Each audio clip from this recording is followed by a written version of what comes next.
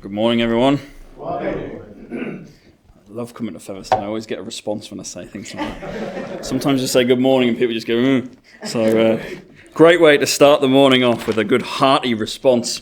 And I would like us to turn to the book of Romans, please, in Romans chapter 1. Romans chapter 1. I've been looking at Romans recently. We've, in the church in Harrogate that we go to, we've had a couple of younger lads come to the church recently, and they were interested in studying the Bible, and we said we'll start at Romans, because Romans gives us an awful lot of information.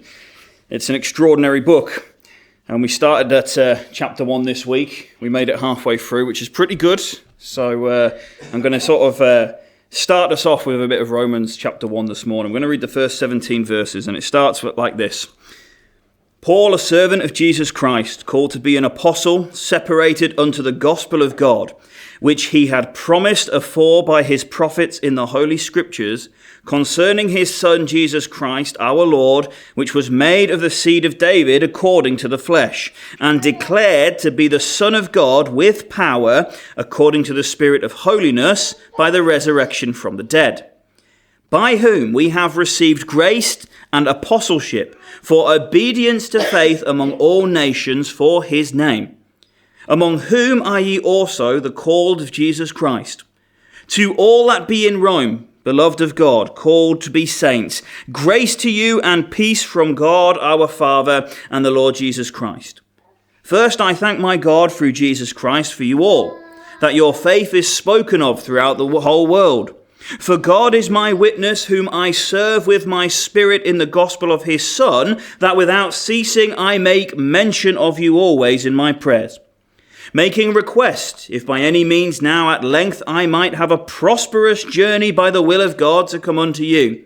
For I long to see you, that I may impart unto you some spiritual gift, to the end ye may be established.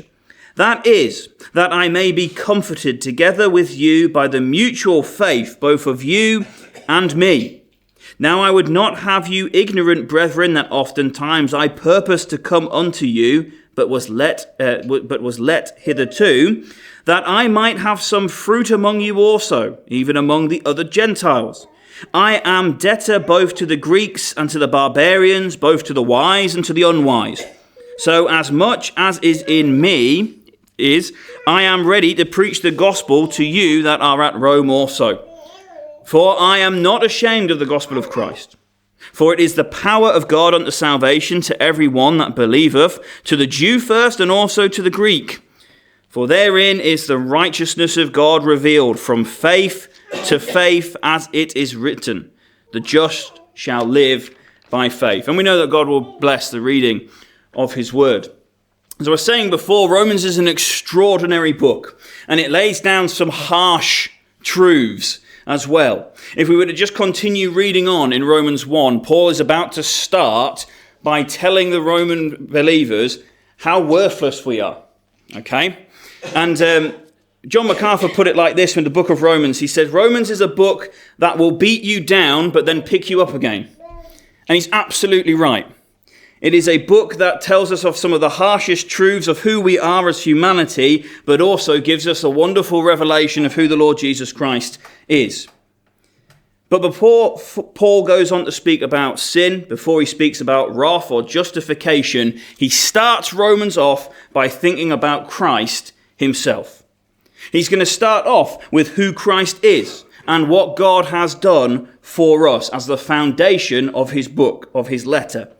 And what better way to prepare ourselves this morning than to think about the person of the Lord Jesus Christ, to think about the God that we serve and the things that he has done for us.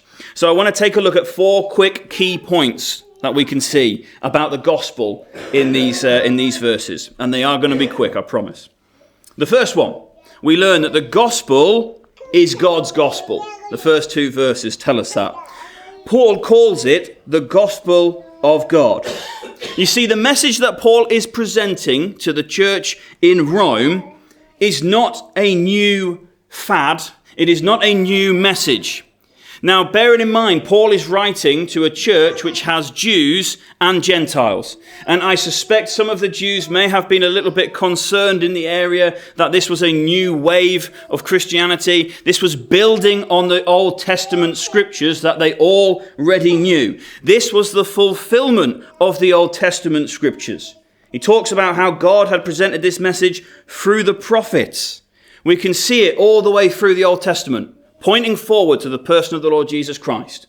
Now, Paul is writing to a church saying we look back to the person of the Lord Jesus Christ. And we do that this morning. We look back and we give thanks for the person of the Lord Jesus Christ. We can go right back to the very beginning. And in Genesis, right at the beginning, we see that the message of Christ was not a human invention, but it was God's intention. Genesis 3:15. Says this, "And I will put enmity between you and the woman, and between your seed and her seed. He shall bruise your head, and you shall bruise his heel." That is referencing the Lord Jesus Christ. That is referencing the cross. That is not something that is a knee-jerk reaction. This is God's plan. And that is what Paul is saying. The Lord Jesus Christ is the fulfillment of that plan. The sacrifice of the Lord Jesus Christ was the plan from the very beginning. The message that Paul is presenting is not a new message. It is the message that began from the very beginning of time. We do not present a new message this morning. We present a consistent message that is the same yesterday, today, and forever. Secondly, the gospel is centered on his Son, the Lord Jesus Christ. Verse 3 and 4 show us that. Paul is going to summarize the gospel in two clear statements. The first one is that Jesus Christ is truly human. He says he descended from David. Talks about him being in the flesh. That's a wonderful statement that the Lord Jesus Christ was someone that took on the weakness of our human flesh, the frailty, the suffering. Go into the book of Hebrews and it will tell you there that he was someone that could sympathize and understand the challenges that we face because he felt them just without sin. And that's hard to comprehend. But he's someone that can empathize and sympathize with us because he was man. Secondly, and this is wonderful, he is also truly divine. Declared to be the Son of God in power, demonstrated by his resurrection from the dead. The cross wasn't defeat. The resurrection proved his identity as God, as he had been telling people all the way through his life down here on earth. But it also demonstrated victory over death and the grave. We're going to take the emblems later on this morning, and they are going to be symbols of his humanity and his sacrifice that he made for us. We remember the one who died and rose again and lives forever in victory, not in defeat this morning. Thirdly, the gospel brings us into grace, verse 5 to 7. Paul tells us a few of the things that we've received. We've received grace, that is undeserved favor. There is nothing within us that warrants it, but only the work of the Lord Jesus Christ. Okay? He's going to go on to talk about that in the rest of chapter 1. In the first 3 chapters, we're going to get how we do not deserve this, but what a wonderful God that we serve, that through Christ we can have it. We have been called. It tells us that God has chosen us. We see that there, that we have been called to be the sons of God. We have a beloved identity. He uses the phrase, beloved of God. You know, this morning we are beloved of God. That's a wonderful thing that should thrill our hearts again as we remember the Lord Jesus Christ this morning, that God loves us. We also have peace. Peace seems to be something that the world still struggles with. We cannot find peace in the world around us, but we can find peace in the person of the Lord Jesus Christ. A peace that passeth understanding. It is reconciliation with God through Christ. That is a peace that the world cannot understand unless they come to know the person of the Lord Jesus Christ. Fourthly and finally, the gospel reveals God's power. Verses 16 and 17. You see, Paul isn't ashamed of the gospel, and neither should we be. We shouldn't be ashamed of what the message that we have before us, because the gospel is, firstly, the power of God. It is not advice. It is not guidance or guidelines. It is not philosophy. It is the gospel is the divine power from God as to how we should conduct ourselves, how we should live our life, and the key truths that we need to adhere to. This is not just guidance. This is from God. Okay? The gospel brings salvation. We have been rescued from sin and death. We have been forgiven by God and restored. That message is consistent throughout the Bible. 1 Samuel chapter 2 and verse 8.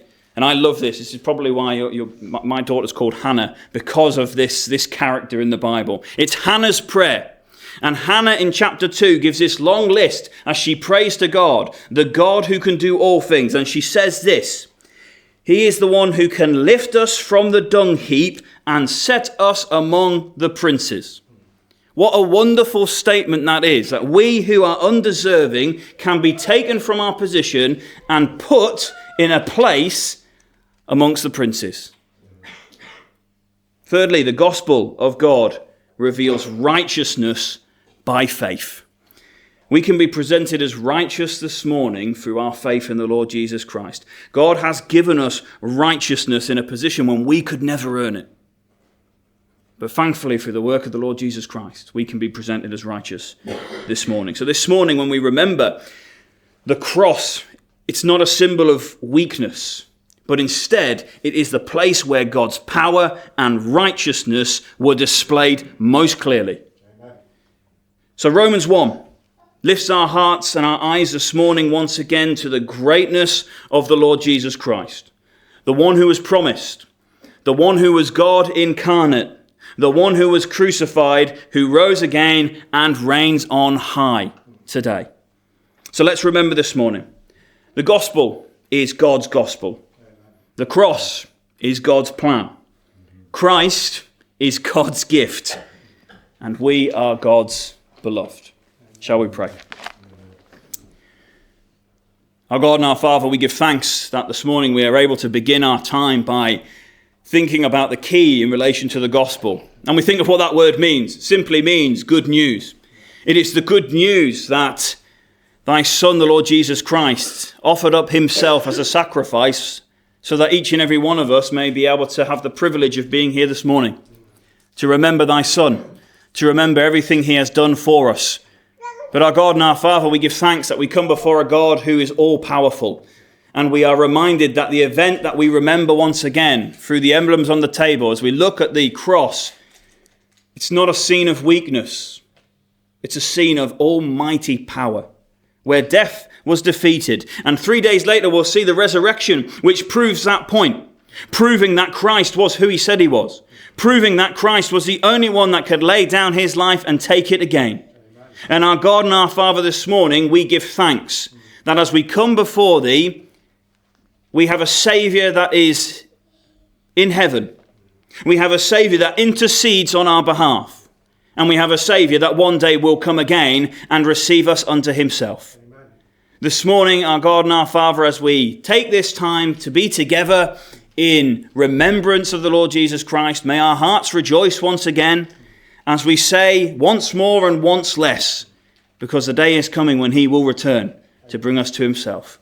We pray all of these things and ask that you'll bless our time together this morning. In the name of thy Son, the Lord Jesus Christ. Amen.